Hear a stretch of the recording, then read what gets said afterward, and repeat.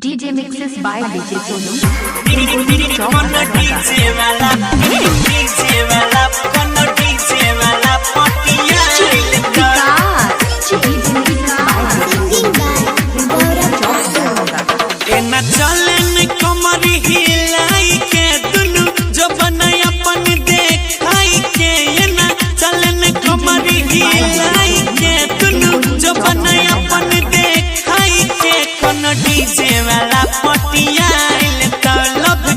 solution सटाई देता कोनो डीजे वाला पटियाइल त ओठला लिखरी में लगाई के सुने चले में फेसिया सजाई के जस बुढ़ावा में के जगाई के कोनो डीजे वाला पटियाइल त लब के सुलेशन सटाई देता कोनो डीजे वाला पटियाइल त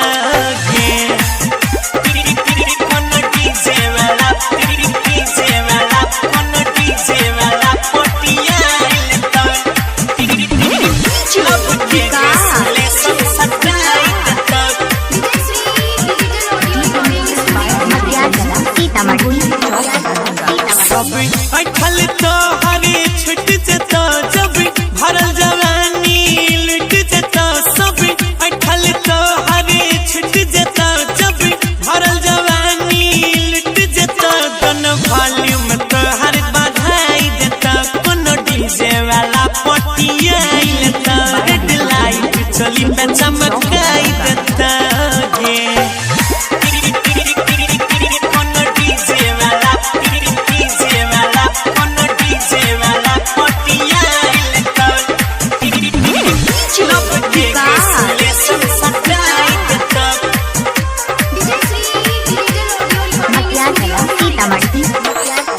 देखो सिस्टम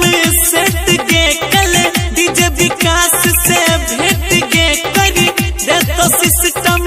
सेट गे कल गौरव अजय से भेट गे मलिक राकेश से तोरा मिलाई देता कोनो डीजे वाला पटियाइल त तोहर दोनों फुलौना बढ़ाई देता ओठला लिखरी में लगाई के सुने चले में फेसिया सजाई के कोनो डीजे वाला पटियाइल त लब के सुलेशन सटाई देता कोनो डीजे वाला पटियाइल त